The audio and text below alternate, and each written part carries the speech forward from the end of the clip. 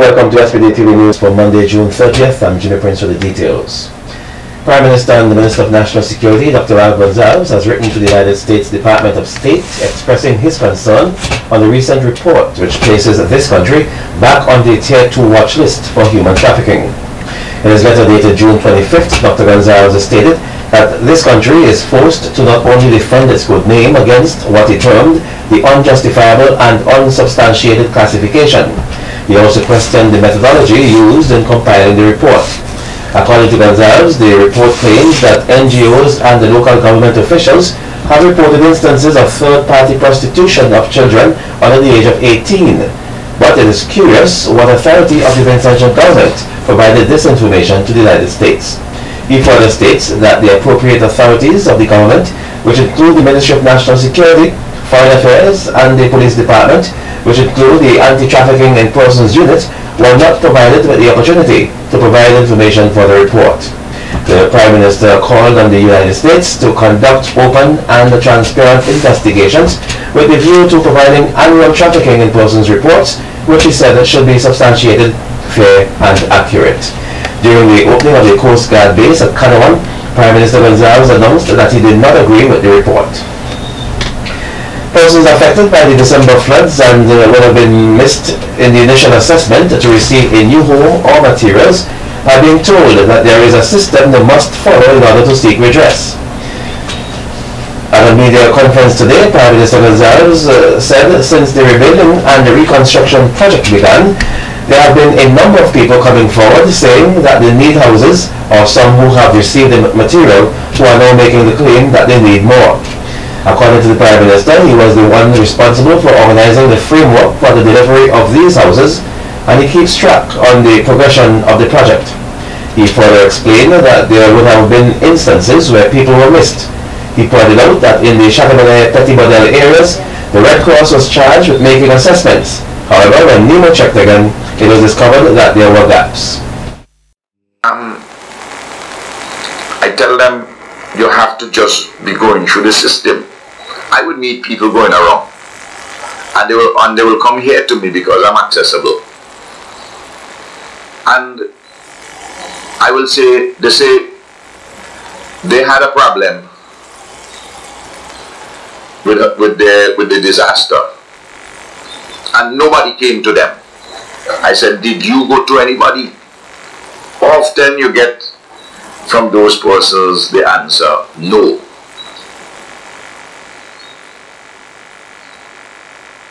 In part because they didn't have expectation that there would have been such a thorough, far-reaching program.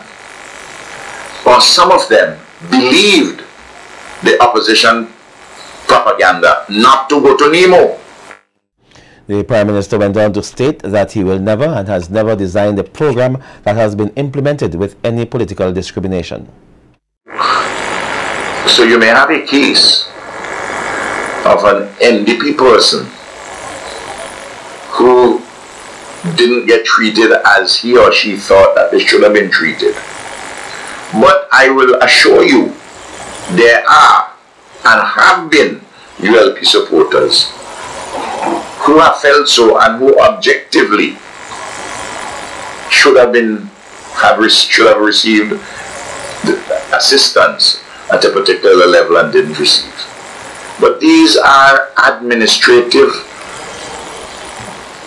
hiccups which have absolutely nothing to do with any policy design or any implementation based on discrimination. The country's economy continues to show signs of improvement when compared to the figures for 2013. Prime Minister and Minister of Finance, Dr. Ralph Gonsalves, gave an overview of the country's fiscal performance during today's media conference. He gave the fiscal performance for the period January 1st to May 31st, saying that while the figures were encouraging, the fiscal situation remained challenging. The capital expenditure is $22.9 million compared to $19.9 million in 2013. The current account registered a surplus of $12.6 million compared to a deficit of $14.78 million for the first 5 months of 2013. According to the Prime Minister, current revenue was up by a sizable sum, with increases in taxes on international trade and taxes on domestic transactions.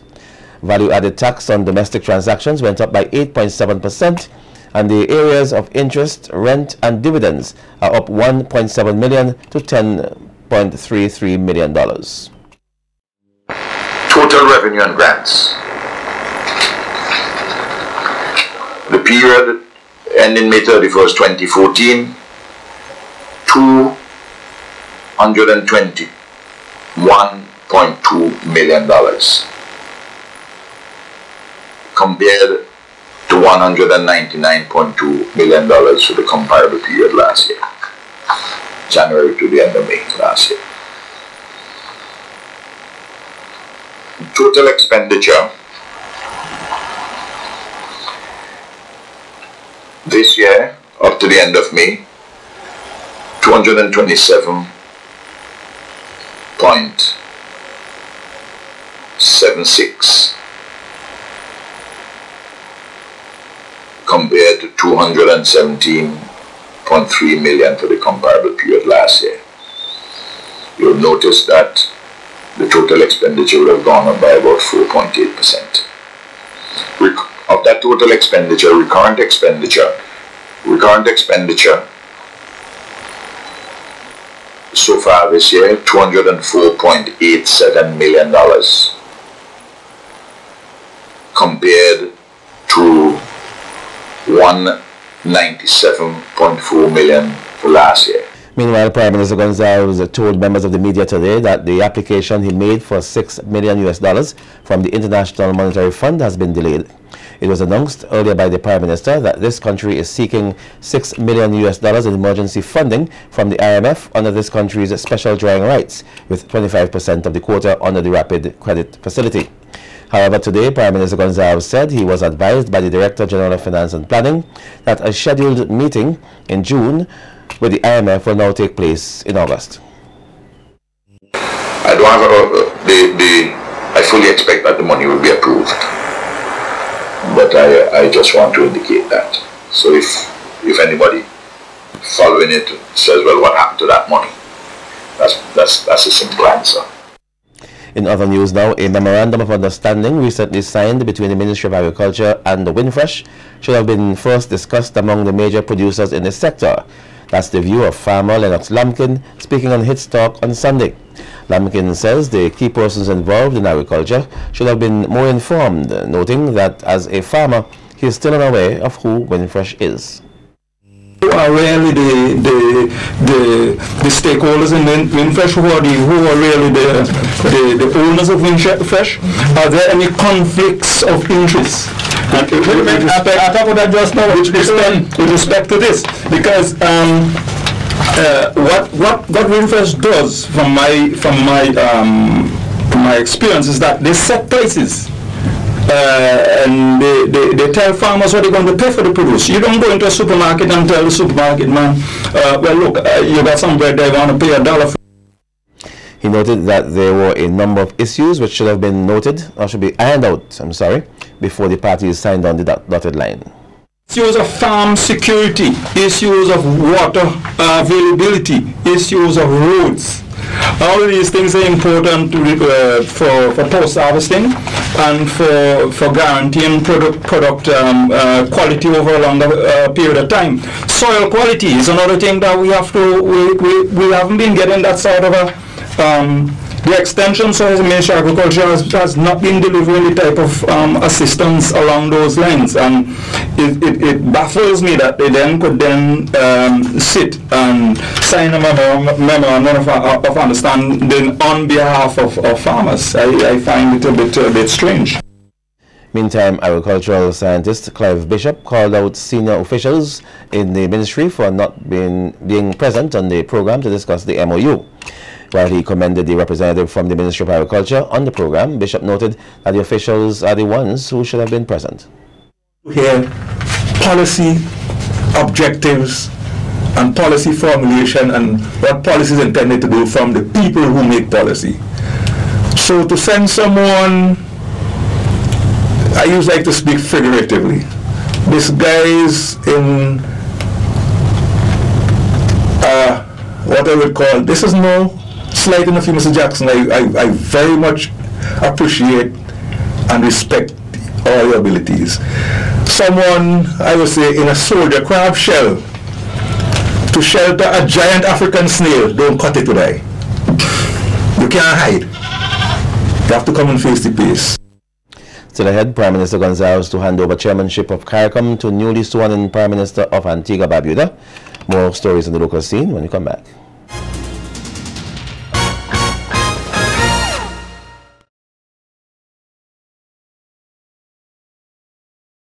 Welcome back. Prime Minister Dr. Ralph Gonzalez is expected to give way to newly elected Prime Minister of Antigua Barbuda, Gaston Brown, who will take over the chair of CARICOM at the 35th Annual General Meeting of CARICOM is starting tomorrow in Antigua. Prime Minister Gonzalez told members of the media today that some important matters are down for discussion.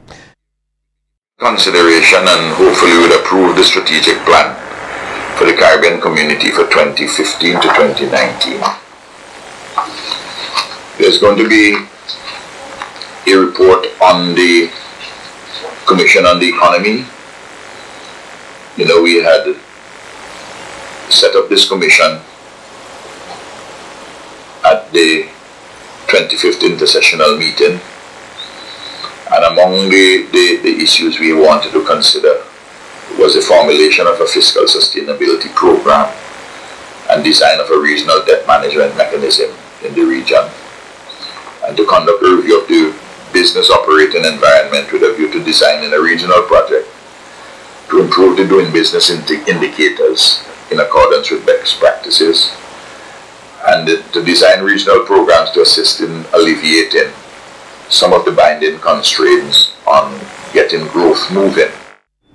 According to the Prime Minister, it is also expected that those in attendance will not only consider but approve the terms of reference for the Regional Commission on Marijuana. As chairman, I have approved the draft terms of reference, but they have to go before the heads. That formal approval, and I'm hoping that we name the members. Meanwhile, the government of St. Vincent and the Grenadines will be represented at the midterm review for the multi-country program between the governments of the Eastern Caribbean area and UNICEF 2012-2016. SVG will be represented by Minister of National Mobilization, Social Development, Frederick Stevenson, and Chief Education Officer Luan Gilchrist. The two-day meeting, which begins tomorrow, will be held in St. Lucia. The UNICEF Eastern Caribbean Area Multi-Country Program Action Plan 2012 to 2016 covers Antigua Barbuda, Barbados, Dominica, Grenada, St. Kitts Nevis, St. Lucia, St. Vincent and the Grenadines, Trinidad and Tobago, and the UK Overseas Territories of Anguilla, the Virgin Islands, Montserrat, and the Turks and Caicos Islands. The midterm review began in October 2013 and will culminate on July 1st to the 2nd, 2014, with a meeting of partners in St. Lucia. Well, the immediate past president of the Rotary Club of St. Vincent and the Grenadines on Saturday handed over the presidency of the club to Colin Boyle. At the handing over ceremony at the Grenadines House, the newly elected president said he looks forward to a very productive year with great excitement and anticipation.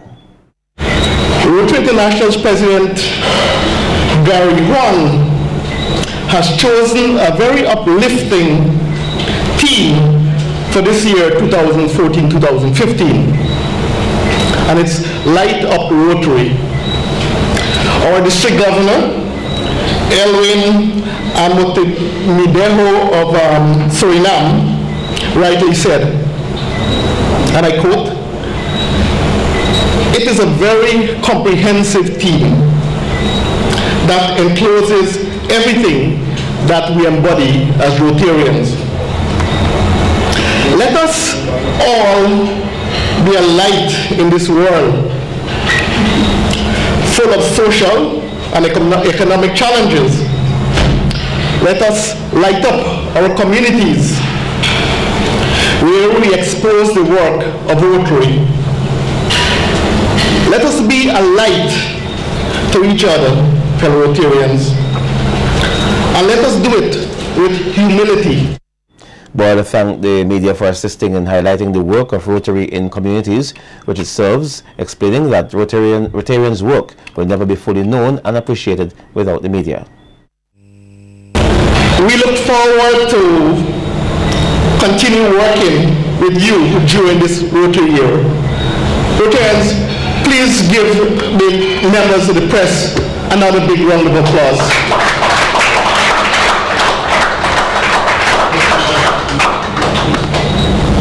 To our younger brothers and sisters in the Rotary and Interact Club, rest assured that we will continue to work with you to ensure that your clubs attain its maximum potential.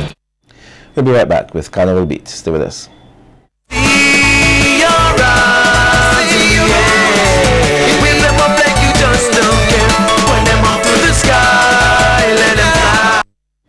In Carnival news now, Sea Operations, the Starlift Steel Orchestra and the Girls High School were out front in the 2014 Junior Panfest, which was held yesterday at the Carnival City Victoria Park.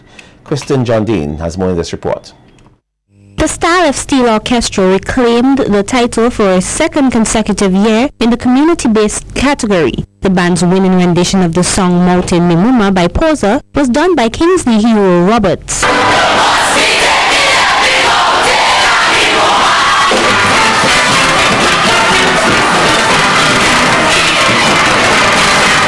The Sign Hill Euphonium placed second with Watch the Ride by Exodus.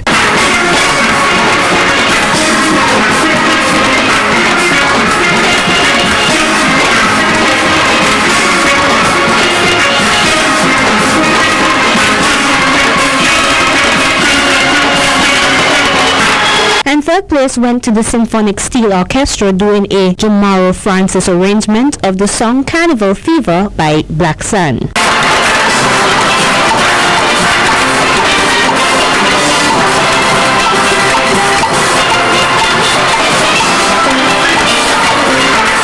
The Girls High School took the first place in the school-based category with Kangaroo by the band Touch, arranged by Johnny J.P. Pumpy.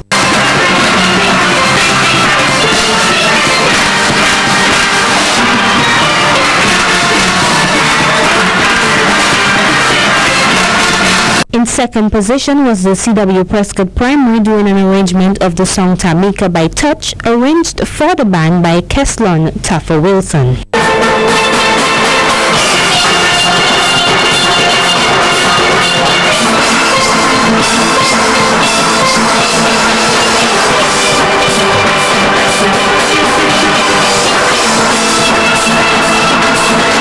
And in third place was the St. Joseph's Convent presenting the song Disco Ivy by Asterix with their arranger being Jason James.